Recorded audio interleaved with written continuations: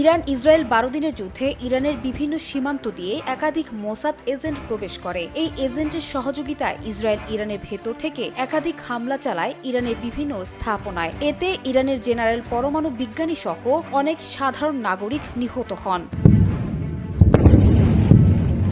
দীর্ঘদিন ধরেই ইরানের পারমাণবিক স্থাপনার বিরুদ্ধে নাশকতা এবং বিজ্ঞানীদের হত্যার মতো অভিযান পরিচালনা করে আসছে ইসরায়েলি গোয়েন্দা সংস্থাগুলো। ইতোমধ্যেই মোসাদের সঙ্গে সম্পর্ক থাকার এবং এর কার্যক্রম পরিচালনা করার অভিযোগে দোষী সাব্যস্ত অনেক ব্যক্তিকে মৃত্যুদণ্ড দিয়েছে তেহরান। মঙ্গলবার এক বিবৃতিতে দক্ষিণ পূর্বাঞ্চলে মোতায়েন আইআরজিসির স্থল বাহিনীর কুদস ঘাঁটি জানিয়েছে, সিস্তান বেলুচিস্তান প্রদেশে সন্ত্রাসী কর্মকাণ্ডে জড়িত থাকার অভিযোগে ইহুদি বাহিনীর সিয়নবাদী শাসন হয়ে কাজ করা 50-এর বেশি সন্ত্রাসী ও ভাড়াটে সৈন্যকে আটক করা হয়েছে এবং 2 জন সন্ত্রাসী নিহত হয়েছে। কর্তৃপক্ষ আরও জানায়, মোসাদ এজেন্টদের ধরতে পরিচালিত এই অভিযান গত 2 সপ্তাহ জুড়ে পরিচালিত হয়েছে।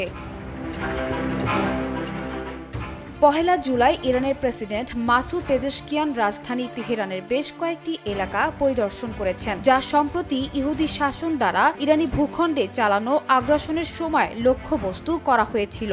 মঙ্গলবার 1 জুলাই দুপুরে তিনি 12 দিনের আরোপিত যুদ্ধের সময় বোমা হামলায় ক্ষতিগ্রস্ত এলাকাগুলো পরিদর্শন করেন। পরিদর্শনকালে প্রেসিডেন্ট পেজেশকিয়ান স্থানীয় বাসিন্দাদের সঙ্গে কথা বলেন এবং ক্ষয়ক্ষতির মাত্রা, ত্রাণ ও ক্ষতিপূরণ প্রদানের অগ্রগতি সম্পর্কে তথ্য সংগ্রহ করেন।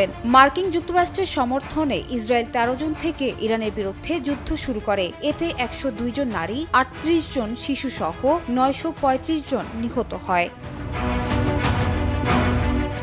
সানজানা তাবাসসুম, বৈশাখী সংবাদ।